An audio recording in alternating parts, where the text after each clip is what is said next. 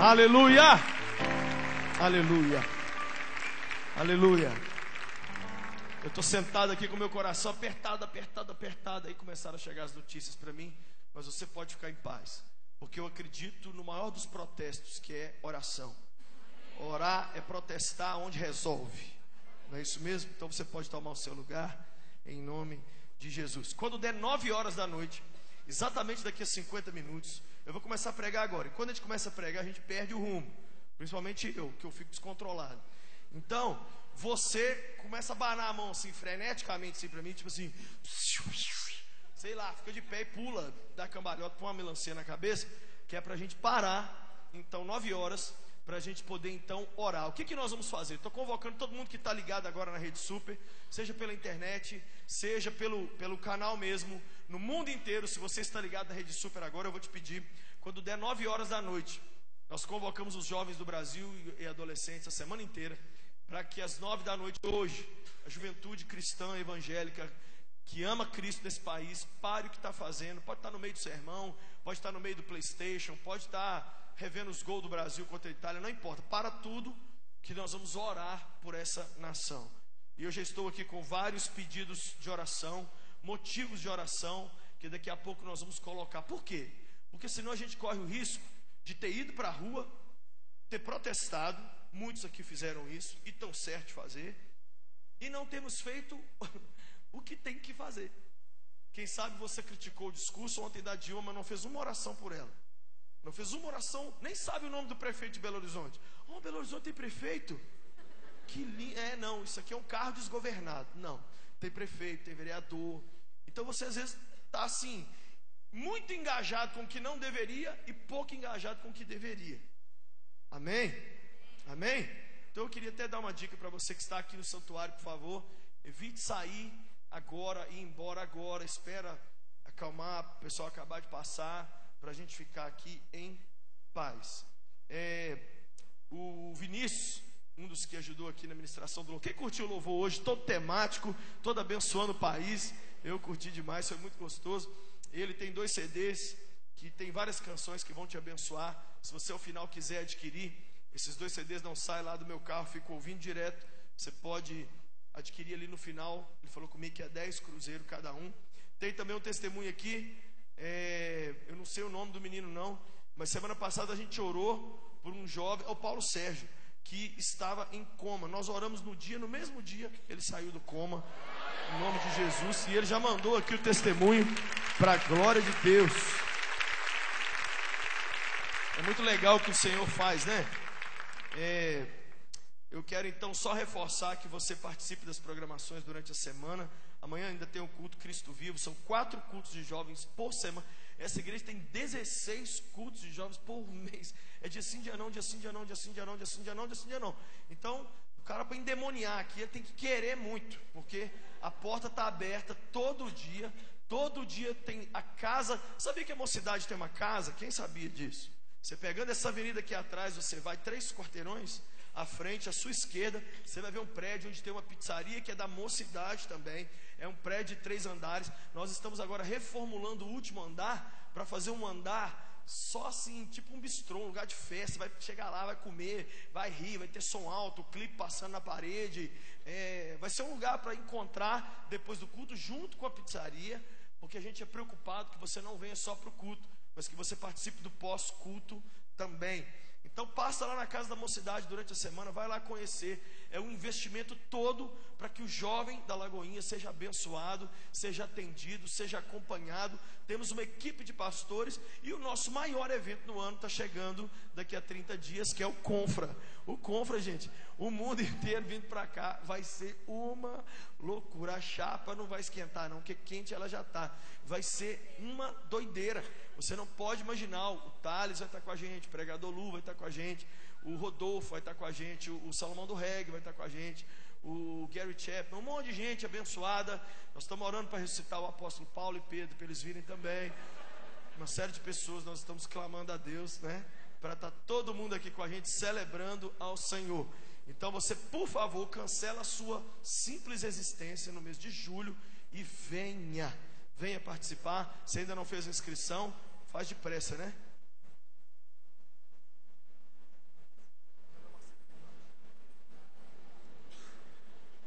olha o que nós vamos pedir.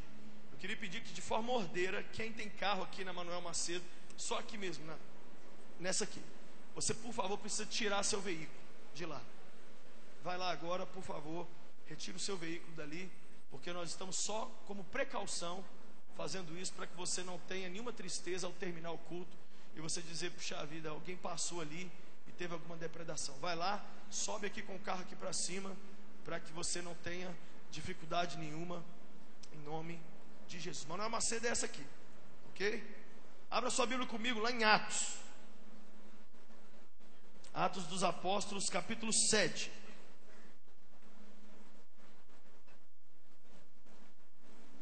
Desculpe, 17. Atos 17.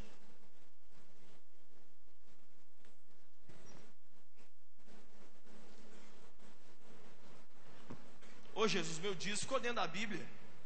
Põe meu dízimo aí em algum lugar aí, em nome de Jesus aí.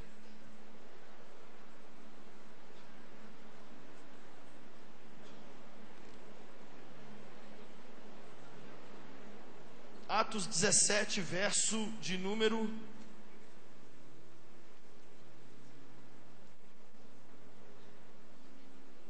Atos 17, verso 1. Quem achou, diga, eu achei. Atos 17, verso 1 diz assim: tendo passado por Anfípolis e Apolônia, chegaram a Tessalônica, onde havia uma sinagoga judaica.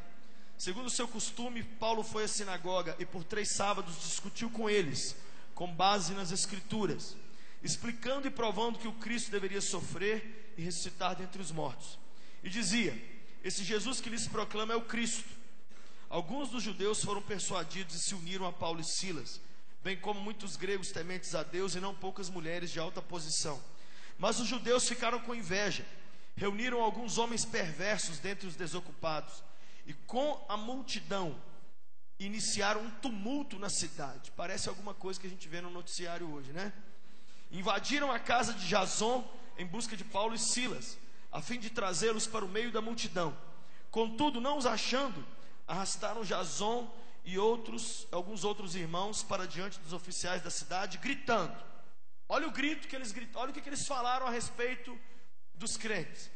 Esses homens que têm causado alvoroço por todo o mundo, agora chegaram aqui. E Jason os recebeu em sua casa. Todos eles estão agindo contra os decretos de César, dizendo que existe um outro rei chamado Jesus. Eu quero falar um pouco sobre esse momento que nós estamos vivendo. E quando a gente terminar, eu quero orar. Se for chegando 9 horas e eu não parar, vem alguém aqui, segura minha boca, para a gente começar a orar. Eu quero falar sobre o que nós estamos vivendo esses dias. Quero que você olhe para o texto primeiro, antes de falar do que a gente está vivendo. Primeiro, o verso de número 6 diz assim: esses homens, diga comigo, esses homens. O que aconteceu? Paulo foi na igreja e pregou. E para que ele foi pregar? Um monte de gente converteu. E quando as pessoas convertem, acontece a maior revolução que pode acontecer na vida de uma pessoa. Porque o marido alcoólatra que traía a mulher, volta para casa e volta carinhoso. E volta para ficar com os filhos. Como o pastor Flavinho contou aqui a história do moço viciado em crack. Quando alguém entrega a vida para Deus e é um bandido, para de roubar. Não tem manifestação nesse mundo que produza mudança do coração de uma pessoa. E o impacto da pregação de Paulo foi tão grande, que sabe o que os judeus fizeram? Reuniram uma multidão, os helicópteros ficaram por cima, todo mundo com máscara do Jason, invadiram a casa de Jason. Jason era, como se fosse hoje o nosso querido pastor Márcio, da Ana, do André, um dos líderes da igreja. Invadiram a casa de Jason, procurando quem? O verdadeiro revolucionário. Porque o verdadeiro revolucionário são essas pessoas que fazem a revolução silenciosa. As maiores revoluções do mundo todo não apareceram na mídia. E eu posso falar porque eu sou filho de professor de história. As maiores revoluções que o mundo viu, de repente tinham acontecido. Pessoas na rua é muito legal, mas é muito óbvio. E a pressão que se faz quando tem 100 mil pessoas na rua É uma pessoa, a presidente tem que ir para a TV falar alguma coisa, porque tem 100 mil neguinhos na rua. Mas aquela revolução, Paulo chegou e apresentou o evangelho. O evangelho caiu igual uma granada na cidade. E o povo pirou. Quando invadiram a casa do pastor Jason, acharam que Paulo ia estar lá. Não acharam Paulo. Quem que acharam? Amigos de Paulo. Quem hoje continua levando a mensagem de Paulo aí? Deixa eu ver quem continua levando o evangelho de Jesus. É como se tivesse invadido a casa de Paulo e achou você e eu lá dentro. E arrastaram esses camaradas para a praça pública. É como se de repente a multidão invadisse aqui, pegasse a gente, levasse a gente lá para a praça da Assembleia, diante da prefeitura, e dessem o seguinte grito: esses homens que têm causado alvoroço por todo mundo, agora chegaram aqui. Todos eles estão agindo contra os decretos de César, dizendo que existe um outro rei chamado Jesus. Eu quero falar um pouco sobre esse verso. Diga comigo, esses homens. Ou seja, não é todo mundo. É uma categoria especial de pessoas. Olha para mim. Deus nunca fez o que Ele tem para fazer com todo mundo. Existem os seus agentes secretos. Deus sempre fez muito com poucos, infelizmente. Sabia que foi feita uma pesquisa que provou que mais ou menos entre 6 a 8% dos membros de uma igreja é que carregam aquela igreja nas costas? O Win Arne é um consultor de igrejas nos Estados Unidos. E ele fez uma pesquisa provando que quase todas as igrejas do mundo, ele pesquisou 1000 igrejas. Ele descobriu que em 1000 igrejas é sempre um grupinho de 6 a 8% dos irmãos, que são os que mais dizimam, que são os que dão a cara a tapa na hora das programações, que chegam antes de todo mundo, que vão embora quando todo mundo já foi embora, e que dão sangue pela obra de Deus. Olha para cá. Se Deus hoje falasse: estou precisando de uma tropa de elite em Belo Horizonte, você seria convocado? Ele pode contar comigo, com você? Esses homens, diga comigo, esses homens. Não são todos os jovens, não são todos os universitários, não é todo mundo que está marchando na rua, que está com os interesses corretos pelo Brasil, não é todo mundo que professa ser cristão, que está levando Cristo pela nação afora, não é porque essa nação tem o nome de cristão. Lá na Constituição, apesar de dizer que o Estado é laico, mas o Brasil é um país cristão, é ou não é? O Brasil é ou não é um país cristão? Por que o povo está na rua então? Sabe por que está na rua? Eu vou te falar por quê. Porque se não tivesse o lance dos 20 centavos, não tivesse a PEC 137, não tivesse o gasto com os estádios da Copa do Mundo, se não tivesse corrupção no governo, se não tivesse nada, o brasileiro ainda está com um buraco desse tamanho dentro dele. Pode ir para a televisão o governador, o presidente, o Obama, que for, falar o que for, o povo vai para a rua. Sabe por quê? A insatisfação é maior do que com os governantes da nação. A insatisfação é consigo mesmo. É uma falta de paz na hora que deita. E o tamanho desse buraco tem nome. O nome é Jesus. Nós temos que parar de ser hipócrita e achar que uma planilha de decisões políticas vai mudar a história desse país. Tem 500 anos de história, caramba. Ai, não vai. Anota aí, gente, o que eu vou falar para vocês. Eu vou trazer médicos do exterior. Nós vamos gastar o dinheiro do pré-sal com educação. Pirlim, pim, pim. Ah, vamos todo mundo dormir agora em paz. Vamos. Quem ia suicidar não vai mais. Quem ia encher a cara e morrer não vai mais. Quem ia praticar pedofilia não vai mais. Quem ia roubar os cofres públicos não vai mais. Mentira! O texto diz: esses homens, diga comigo, esses homens. Você é dessa pessoa que entendeu o problema real do Brasil? Quem entendeu o problema real dessa nação? Quem entendeu? Não é o mesmo problema de toda a nação, filhote. Pecado. Pecado. Fomos colonizados por gente que não amava a Deus. 3 povos formaram o Brasil: os índios, os negros e os portugueses. Sabe o que Portugal fazia no início da colonização? Todo mundo que era bandido em Portugal, a pena era ser enviado para o Brasil. Então nós começamos com bandidos aqui. Os negros chegaram, tinham que trabalhar forçado. Quem gosta de trabalhar forçado? E o índio, que era o dono da terra, foi obrigado a trabalhar. O índio falou: eu prefiro morrer. Vão morrer? Então vão morrer, mas não trabalhar para esses homens nós não vamos não. E aí nós temos essa herança que vem lá de trás. E aí agora o povo está marchando na rua, 100 mil, 1 milhão, 300 mil. Ontem à noite eu estava no Rio de Janeiro, e o taxista que me pegou desesperado: meu Deus do céu, olha aí no Google, meu Deus do céu, onde é que está? Ai Jesus, nós temos que fugir, meu pai de amor, como é que eu vou fazer para chegar com você na igreja? É 300 mil, 400 mil, aí eles estão aonde? Na Avenida das Américas. Quem está entendendo? Esses homens, a segunda frase que diz, que tem causado, olha só a Bíblia aí, não olha só para mim não. Esses homens que tem causado alvoroço. Ninguém vai alvoroçar se primeiro não foi alvoroçado. Você é irrelevante para esse povo, para esse mundo e para esse Brasil, se primeiro Deus não pôde fazer uma obra em você. Hoje de manhã, enquanto eu orava, eu chorava e dizia para Deus: Deus, será que eu posso ser uma resposta para o Brasil de hoje? Será que o Senhor conseguiu, ao longo de 41 anos, plantar dentro de mim alguma coisa que me dá autoridade para abrir a minha boca e ser uma resposta, que seja para um brasileiro que está aí nessa rua aí, que está aí? Será que existe? Será? Deus tem que poder fazer a obra dele primeiro na nossa vida. E todo alvoroço de Deus começa pequeno. O pai das missões modernas, sabe qual é o nome dele? William Carey. William Carey é considerado o pai das missões modernas. Sabe como é que o William Carey, o homem, gente, o cara fez um trabalho tão lindo para Deus. Ele ficou décadas na Índia. Eu fui à Índia, eu vi o nome de William Carey para todo lugar na Índia. Ele ganhou muita gente para o Senhor. O cara é modelo de missionário nos últimos 300 anos do mundo. O maior modelo é William Carey. Sabe como é que ele começou a revolução dele? Ele era sapateiro na Inglaterra. Ele comprou um mapa mundi, pregou assim na sapataria, e ele ficava batendo prego no sapato e olhando para o mundo inteiro. E ele falava assim: eu quero falar do amor de Deus ali. Ai meu Deus do céu.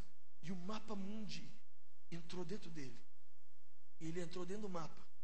E ele falou assim: chega. E enquanto ele ficava ali no sapato, Deus foi plantando doideira dentro do cara. Foi plantando psicose, neurose, sequela, loucura. Quando ele levantou daquela sapataria, ele falou assim: pode me enviar que agora eu vou sair mordendo tudo que tem pela frente. Sabe qual é o nosso problema? A gente está tão preocupado com a nossa agenda, com os nossos sonhos, que Deus não consegue nos alvoroçar primeiro. Se Deus te pira e te alvoroça e te vira ao avesso primeiro, aí você tem autoridade para poder virar esse mundo de perna para o ar, para a glória dele. Amém? Esses homens que têm causado alvoroço por todo o que diz o texto aí? Não fica só olhando para mim não. Que tem causado alvoroço por todo o mundo. Você tem que entender que o trabalho que Deus quer que você faça é local e é global. Diga comigo: local e global. Não é porque tem gente vizinha à nossa igreja aqui que não conhece a Cristo que a gente não vai mandar um missionário para a Tailândia. E não é porque tem gente lá na Tailândia que nós vamos negligenciar também quem está aqui do lado. Se você tirasse uma foto do coração de Deus agora, você sabe o que você veria lá? Você não sabe, né? Você veria lá 6 coisas. Você veria lá, sabe o que? Os continentes. Mapa mundi é o que está no coração de Deus. Se você sonha em fazer a obra de Deus, se você sonha em ser uma resposta para essa nação, você precisa hoje começar a ver o mundo como Deus está vendo. E Deus vê o mundo local e vê o mundo global. Quem pode ser uma resposta para esse mundo e para essa geração? Deixa eu ver. Então eu já vou mandar a letra no seu peito aqui agora, fofura. Por que você não começou a estudar uma outra língua ainda, hein? Trem. Só sabe falar a língua da fofoca e a língua do Facebook, caramba. E a língua estranha e o beijo francês, né? Essa língua aí você conhece.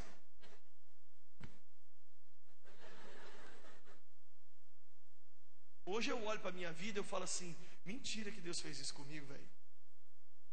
Como eu fui aprendendo a falar algumas línguas lá atrás, e hoje eu fico assim: oh meu Deus, hoje eu consigo pregar o evangelho em 3 línguas. Então, a sua relevância aumenta. Esses homens que têm causado alvoroço por todo o mundo. Comece a ver o mundo como sua igreja. Comece a se ver como um pastor. Comece a se ver como aquele que vai pastorear e cuidar dessa geração. Eu já contei 1 milhão de vezes isso aqui, vou contar 1 milhão de vezes, 1 milhão e uma. João Calvino, um dos maiores reformadores. Ele lá na cidade de Genebra, o homem andava pelas ruas, ele tinha uma igrejinha lá com 100 pessoas. O pregador ia pregar na igreja dele, antes de pregar ele saía com ele na rua, mostrava, falava ali, ó, aquele sapateiro é minha ovelha, o verdureiro é minha ovelha, tá vendo aquele menino jogando bola é minha ovelha. Aí o amigo dele ia pregar na igreja dele à noite, acabou o culto, ele falou assim: rapaz, eu não vi aquele povo que você me apresentou na rua, eu não vi nenhum deles no culto. Aí Calvino falava assim: não, eles são todos minhas ovelhas, eles só não sabem ainda, eu estou comunicando a eles isso, porque eu sou o pastor da cidade de Genebra. Que hora você vai começar a ver o mundo assim? Você quer me ver desesperado? Quem quer me ver desesperado? Me ver assistindo Rock in Rio. Eu choro e tremo, que eu falo assim: o que as minhas ovelhas estão fazendo aí? Caramba! Fico indignado. Eu levanto, eu fico bravo, eu fico vendo as manifestações, eu choro, que é tudo minha ovelha. Eles não sabem.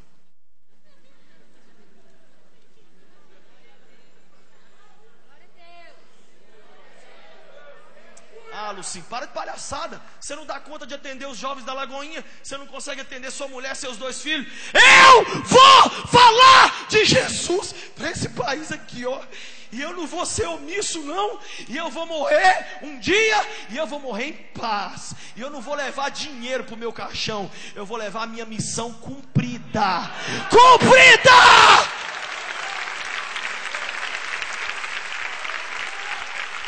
Você vai ter que tomar uma decisão. Você quer só realizar seus sonhos? Legal, vai com tudo pro caixão, leva tudo, documento de carro, escritura, fica lá de dentro do caixão, se apertando, ligando e desligando o alarme do caixão. Pi, pi, pi. 2 apitos, fecha, 1 desliga. Você de dentro do caixão, assim, dando a última ligada no seu iPhone 5, vai ligando, camisa do jacaré, vai fazendo. Aí você chega diante de Deus, Deus vai falar: o que você tem para me apresentar? Você tira aquele paçoco e fala assim: as contas tudo paga, Senhor. Arrebentei? Deus vai falar assim: não, foi arrebentado. Você conseguiu fazer tudo menos o que eu te pus aqui na terra para fazer. Você conseguiu viver no momento mais louco do Brasil. Gente, nunca houve o que está acontecendo na nação brasileira. Nunca. Eu sou filho de uma professora de história. Eu sei a história desse país. O maior número de pessoas que já teve na rua foi na Diretas Já, 100 mil pessoas, que o mundo explodiu. Ontem no Rio tinha 400 mil. Você está vivo no dia mais punk do Brasil. Aí nós estamos assim. Que dia que o Galo joga final do Libertadores? Aqui, gente, eu estou precisando tanto de uma carona. Aí você está assim, em Nárnia, um completo imbecil, vivendo a coisa mais louca do país. Aqui os moleques aqui de cartaz, ó. Tudo doido por Jesus, aplaude aí, caramba!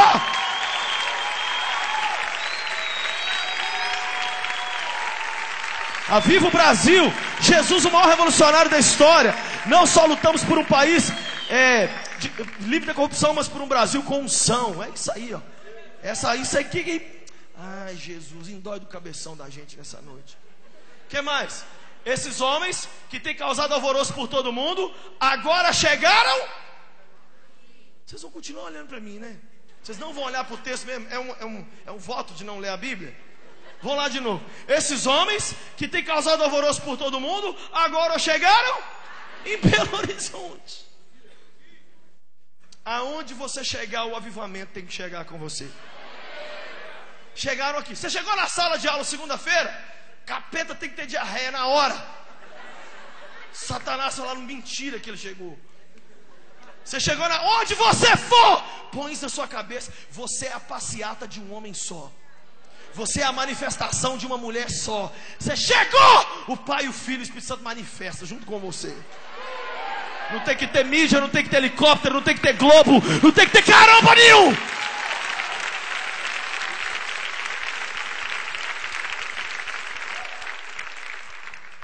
Olha para essa manifestação que está aí do seu lado. Falou manifestação. Quero te ver no G1, hein? Quem quer pirar Jesus aqui? Quem quer levar Jesus para esse povo aí? É interessante isso, olha. Aonde está a necessidade é onde Cristo quer nos levar. Não adianta você ter comida dentro de um restaurante. Lá todo mundo tem comida. Não adianta você levar libertação do crack para um lugar onde todo mundo está bem, sem drogas. Essa geração está doente. Gente, as manifestações elas estão dando um grito só. Cansamos. Sabe o que o governo brasileiro mais está de cara? Não tem um líder. Não tem com quem dialogar. Não tem a única liderança que tinha, que era o pessoal do Passe Livre, falou que não vai fazer mais nada. Agora foram todo mundo para Nárnia, sumiram. Foram embora. Você sabe o que eles estão tendo que admitir? É o povo que cansou. E quem vai levar o descanso? Mateus 6 diz: vinde a mim todos vós que estáis cansados e sobrecarregados, e eu vos aliviarei. Tomai sobre vós o meu jugo e aprendei de mim, que sou manso e humilde de coração, e encontrareis descanso, colchão, sono, paz para a sua alma, porque o meu jugo é suave e o meu pac funciona.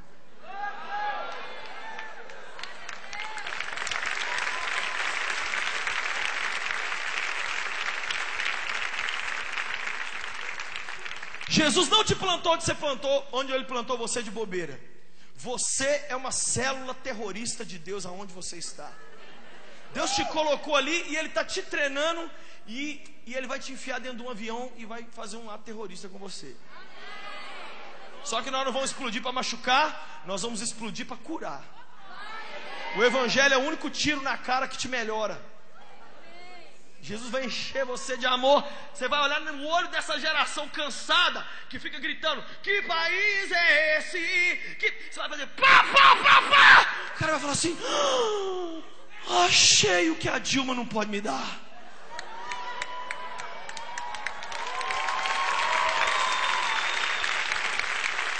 Ô gente, nós temos que orar pela Dilma, porque está sendo cobrado da nossa presidente dar para o Brasil aquilo que só Cristo pode dar. Quanto que essa mulher já vai... Oh Jesus, nós temos que abençoar a vida dela. Na verdade nós temos que parar de falar com palhaço e começar a falar com o dono do circo. Está todo mundo querendo conversar com quem nunca resolveu e nunca vai resolver nossos problemas. Os políticos têm que assustar? Tem. Eu estou orando para político não sair do vaso sanitário, ficar lá só tremendo. Ai Jesus, não deixa eu descobrir meu endereço não. Ai meu Deus, tem que haver uma moralização da política nesse país. E se você quer me ver nervoso no meio desse negócio, é ver partido político com bandeira. Aí eu fico maluco, porque aí eu aproveitado, eu oportunista. Se eu fico doido, o cara leva a bandeira do partido. Imbecil. É o país que está cansado. Mas se tem louco por Jesus nessa nação, nós vamos levar a resposta para essa multidão aí. Agora, olha que doido. Todos, então vamos lá de novo. Vamos começar a ler o versículo de novo. Atos 17, verso 6. Esses homens que têm causado alvoroço por todo mundo, agora chegaram aqui. Todos eles. Você é um deles? Deixa eu ver. Todos eles. Não é 90% não, caramba. É todos eles. Entenda, olha para mim, gente. Hoje a gente viu o Brasil ganhar da Itália. O cara que é centroavante, ele tem que confiar que o zagueiro vai segurar a bola lá atrás. E o centroavante não pode ficar voltando. Então eu estou aqui pregando, mas eu tenho que confiar que tem gente me segurando em oração aqui enquanto eu prego. E tem que ter os meninos trabalhando. E tem que ter uma série. Então assim, sem você não vai dar. Sem você não vai dar. Por isso que o texto está dizendo todos eles. Diga comigo, todos eles. Todos nós, Deus nessa noite, não, Deus vai fazer uma loucura. Ele não vai deixar nenhum de nós no banco. Ele vai escalar todo mundo para a linha. Sabe por quê? Porque a multidão que tem ali fora ali não é 12 pessoas, não é 50. É muita gente. Quem está entendendo que aquilo que a igreja ganhava em uma década, Deus vai dar para a gente agora em uma semana. Ai, gente, segura que o que vocês vão ver. Olha, está chegando dias que nós vamos dormir à noite só à base de remédio. Não porque a gente está doente, mas porque nós vamos estar com o coração tão acelerado. Nós vamos falar assim: eu não vi isso que eu vi hoje não. Eu não vi isso que eu ouvi hoje não. Quem está me ouvindo? Fica desesperado com esses barulhos que você está ouvindo aí fora não. Calma. Ai, Jesus, ai meu Deus do céu, ai meu Deus do céu, ai meu Deus do céu. Olha para quem está do seu lado e fala assim: oa, cite, rola. Agora, olha o que um revolucionário de Deus faz. Olha o que um revolucionário de Deus faz. Revolucionário de Deus, tem algum revolucionário de Deus aqui? Tem algum manifestante de Jesus aqui? Só faz duas coisas. Todos eles estão, primeiro, leia o texto, agindo contra os decretos de César. Quem é o César? É o capeta velho. É o Satanás do inferno. Não é o nosso governo. Não confunda, gente, demônio com gente. Nós estamos lutando contra uma classe de políticos. Não é isso, não. Não é isso. O que um revolucionário de Deus faz? Eles ficam agindo contra os decretos. César baixa um decreto: quero que todo jovem prostitua antes de casar, porque é inadmissível uma pessoa ir para o casamento sem coisar antes. Ele envia essa mensagem para todos os jovens, e vai todo mundo igual cordeirinho idiota, e todo mundo se prostituindo. Aí chega um grupo que fala assim: não vai rolar não, eu vou perder minha virgindade na lua de mel mesmo. O César fica endemoniado, velho. Essa é a verdadeira revolução. É você ir contra os decretos de César. O capeta tem 3 decretos, presta atenção. Primeiro decreto do diabo. Só quero ressaltar uma coisa aqui. O texto diz assim: todos eles estão agindo. Diz comigo, agindo. Eles não estão pensando nem discordando. Eu detesto gente que só mostra defeito. Eu não concordo, eu não acho. Gente que só mostra o defeito não deveria nem existir. Se você não pode ser a resposta, cala a boca. Você pode ser a resposta. Sabe por que ninguém é resposta para nada na nossa vida? Porque a gente não é resposta de nada na vida de ninguém. Sabe por que ninguém muda a sua vida sentimental? Porque você não levanta de manhã um dia e fala assim: eu vou virar um homem que eu vou ser uma resposta na vida de uma garota. Não, você levanta e fala assim: quem o Senhor vai enviar para ser uma resposta na minha vida? Você está nesse venha a nós até agora, ô porcaria? Quem o Senhor levantará para mudar a minha vida financeira? Peraí, a vida financeira de quem você vai ajudar a mudar antes? Você é resposta para a vida de alguém? Esse país melhora ou piora se você morrer? Por que a gente está vivo, hein? Por que a gente não aceitou Jesus? Falou, e já fica o anjo da força aqui passando geral, passando cerol na negada. Porque Deus conta que a gente ainda vai prestar para alguma porcaria. Aí fica os figurantes. Deus fala: vamos, gente, entra no meu script aí, faz o filme rolar. Os caras não estão pensando contra os decretos de César, eles não estão discordando dos decretos de César, eles estão. Detesto gente teórica. Não, porque eu acho, sabe? Olha o que eu acho. Essa sirene que eu estou ouvindo, ela podia ser assim. Sabe o que eu acho? Que a gente deveria assim chamar o exército. Olha, eu estou achando. Vai achar as coisas lá no campo de futebol, a pulseirinha que você perdeu. Vai achar o seu rote perdido. Vai achar o que você quiser. Para de achar e começa a agir. O capeta, o César, tem 3 decretos. Primeiro decreto: concorde com o pecado e defenda-o. Segundo decreto: peque. Terceiro decreto: leve outros a pecar. O capeta só tem esses 3 decretos: concorde com o pecado e defenda-o. Ai, que lindo. É lindo ser gay. Olha que lindo. Peque, seja homossexual. E o terceiro: incentive outros à homossexualidade. Defenda a corrupção. Seja um corrupto e anime outros a serem corruptos. É isso. Aí, o que um louco por Jesus faz? Primeiro, expõe e condena o pecado. Tira a roupa do pecado assim, no meio da rua, e fala assim: aqui ó, não é coisa boa, é pecado, viu gente? Segundo, além de não pecar, ele se santifica. E terceiro, ele leva outros a se purificarem também. Ele não aceita o pecado em nenhum dos seus níveis. Ele combate o pecado na internet, ele combate o pecado na sua própria vida, ele combate o pecado nas suas ideias, ele combate o pecado nos seus relacionamentos. Isso aí é um revolucionário. Agir contra os decretos de César. Timóteo, quem lembra de Timóteo na Bíblia? Era discípulo de Paulo. Sabe como é que Timóteo morreu? Velhinho. Ele era pastor na cidade de Éfeso. E Éfeso tinha o templo da grande deusa Diana. E de repente um dia os caras vieram numa procissão adorando Diana. Ei, tá lá no meu livro Loucos por Jesus, volume não sei qual. Aí, ei, e tal, viva Diana. Ele sozinho, velhinho, parou na frente da procissão. Na minha cidade, vocês não vão ficar marchando com esse capeta velho aí, não. O cara da frente falou assim: sai, senão nós vamos te matar. Ninguém vai carregar esse capeta velho aqui na minha cidade. Ah, então tá.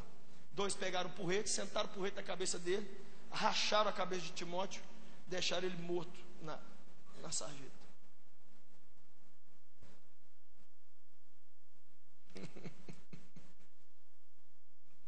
Durante o nazismo, na Alemanha nazista, todos os pastores e padres da Alemanha aplaudiram Mr. Adolf Hitler. Mas houve um pastor chamado Dietrich Bonhoeffer. Dietrich Bonhoeffer. Tem uns caras, gente, que, oh meu Deus, ajuda a gente. O cara abriu 200 seminários clandestinos dentro da Alemanha nazista e era proibido. Tudo clandestino, tudo nos porões. E Bonhoeffer ainda ajudou a participar do complô para matar Hitler. Um monte de crente fala: eu não concordo, ele atentou contra uma vida. Nosso país está longe de estar vivendo um nazismo, e em nome de Jesus nunca viveremos isso. Mas o que eu tenho visto acontecer nas ruas só seria justificado se houvesse um nazismo implantado nessa nação. Eu sei que a maioria das manifestações são pacíficas, mas esses vândalos aí estão tirando a nossa autoridade de exigir alguma coisa dos governantes. Nós temos que orar para essa palhaçada parar. Porque você não combate o mal com armas do mal, não. Você vai combater corrupção com vandalismo? Então é a mesma coisa de uma mulher virar para o marido e falar assim: eu te traí. Ele fala assim: ô minha filha, você me traiu. Então eu só vou ali te trair, tá? Para o jogo ficar 1-1. É assim que você resolve? É assim, gente? Não. O povo ir para a rua, tudo bem, mas fora isso não dá. E a segunda coisa que um louco por Jesus faz aqui, primeiro, age contra os decretos de César. E segundo, dizem que existe um outro rei chamado Ô César, além da gente não te obedecer, tem um probleminha: a gente não te reconhece como rei. E tem um outro rei muito mais punk, ele é que comanda Bangu, e as leis dele é filé, e o nome do cara é Jesus. Eu fui no Coliseu em Roma. No Coliseu eu chorava igual criança. Sabe por quê? Dentro do Coliseu os cristãos eram mortos por animais, por gladiadores e queimados. Você sabe por que eles eram mortos? O soldado fazia uma pergunta: quem é Cúrios? Quem é o Senhor? Eles diziam: Jesus. Não, fala que é o César. Não, é Jesus. Fala que é o César, não é Jesus. Joga ele para os animais. Os leões comiam.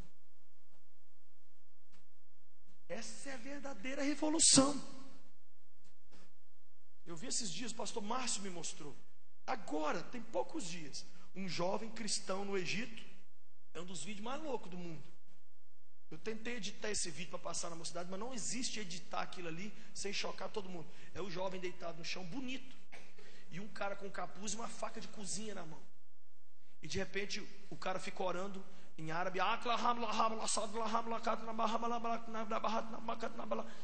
Ele para de orar e começa a cortar. Vai cortando, arranca a cabeça do cara. Uma faca de cozinha de manteiga. Não prestou nem para pegar aquelas de laranja. Ele teve que fazer umas 200 vezes para arrancar o pescoço do menino fora. A verdadeira revolução está acontecendo, e ela não é apresentada pelo senhor William Bonner, nem pela, eu ia falar Fátima Bernardes, mas... Fala comigo: a contracultura do reino. Você está levando a contracultura do reino? Tem a cultura do mundo, você vai levar a contracultura. Quer ver? Vou encerrar essa palavra aqui rápida falando de como protestar. Primeira forma de protesto, e a mais eficaz, é orar. Fala comigo, orar. Orar. Nada ganha de orar, porque você pega a mão da pessoa mais poderosa do mundo e coloca em cima da situação. Está aqui o Brasil, está o pau comendo. Quando você ora, você pega a mão de Deus e coloca em cima do Brasil. Eu duvido que a mão de Deus não resolve alguma coisa.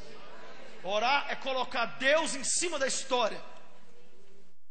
Esse é o maior protesto. Por isso que poucos conseguem orar. Por isso que a maioria só chora. Que dia que vai vir um pastor aqui em casa me ajudar com meus pobrinhos? Dobra essa porcaria desse joelho e vai orar! Ai, mas eu já estou tão fraco que eu não aguento nem orar. Ô gente, mas se o que está em jogo é a vida da nossa família e da nossa nação, nós não vamos conseguir orar, não? Hein? Nós temos que orar, gente. É o maior protesto que nós podemos fazer. Segunda forma de protesto, sabe qual é? Combater a corrupção na sua própria vida. Porque a gente está achando ruim a corrupção do país, só que a gente chega na aula na faculdade e cola. Só que a gente deixa de pagar contas. Só que o empresário, muitas vezes cristão, só nega impostos. Só que a gente vai na casa dos irmãos, igual eu já fui na casa de vários irmãos, e tem TV a cabo gato.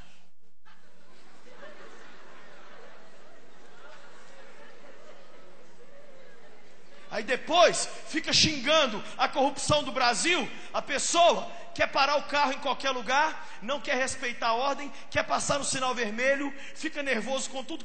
É assim, as pequenas corrupções é que criaram um grande estado corrupto. E a corrupção não tem que parar lá no Itamaraty, não. É na casa da vossa senhoria. Eu fui na casa de um pastor, que o porcaria do pastor estava com a internet, o gato do vizinho dele. Eu falei, pastor, você não tem vergonha não? Ele falou assim, meu filho fica falando para eu cancelar, mas é bom demais. Você quer protestar? Vai para a rua marchar contra as suas próprias pequenas corrupções. Aí você tem autoridade para virar para os políticos e falar assim: você pegou a verba que era para poder melhorar as rodovias e investiu no que não devia. Meu parente foi andar naquela rodovia esburacada e morreu. A culpa é sua. Aí você tem dedo para apontar para alguém e falar alguma coisa. Mas a gente fica cheio de coisa errada na nossa própria vida. Aí depois queremos, vamos para a rua, vai para dentro da sua casa, seu porcaria! Compra um espelho!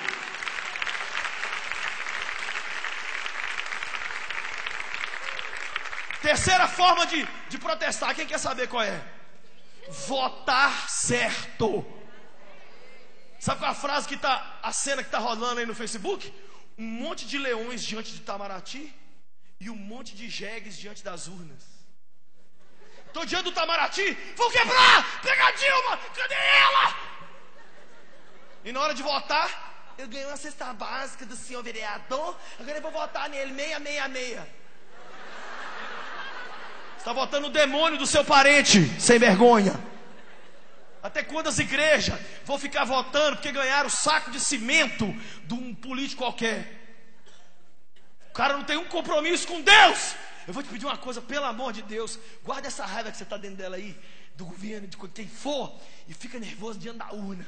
Chega lá assim, a urna do inferno. Leva um machado daqui do Conan. Na hora de você votar, faz...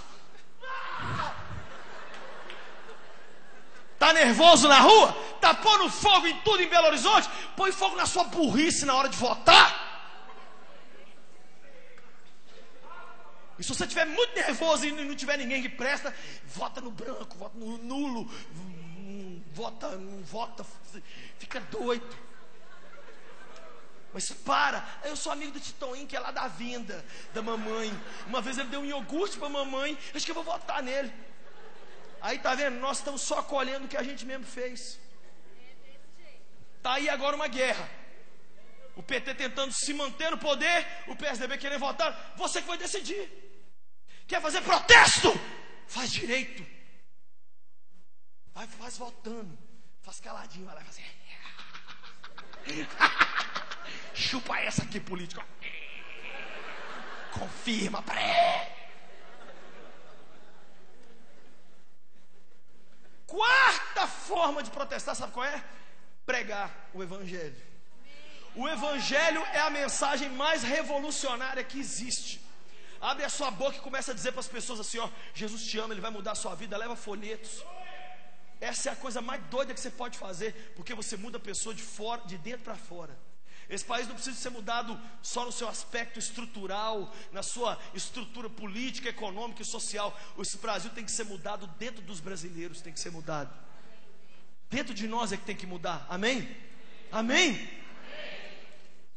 Quinta forma de protestar, na minha cabeça, é passeata. A quinta. Ir para a rua. O povo unido, vamos pôr fogo. Pôr fogo não. Na verdade, tem muita gente estressada na rua, que eu devia comprar um saco de cimento, de areia, do que fosse, e ficar dando soco em casa. O cara não faz isso, vai pôr fogo no bem público. Passeata é válido demais. Aqui na igreja, vários jovens vão, um monte de gente aqui já foi, os meninos acabaram de chegar. É bênção, tem que ir, e Deus está... gente, deixa eu contar. Sabe quem está por trás dessas manifestações? O Espírito Santo. É Ele, tá? Eu não acredito, pastor, que esse monte de vandalismo é porque toda vez que tem uma obra de Deus, Satanás coloca alguns meia dúzia para tentar sujar o avivamento. Tá? Por isso que nós temos que orar.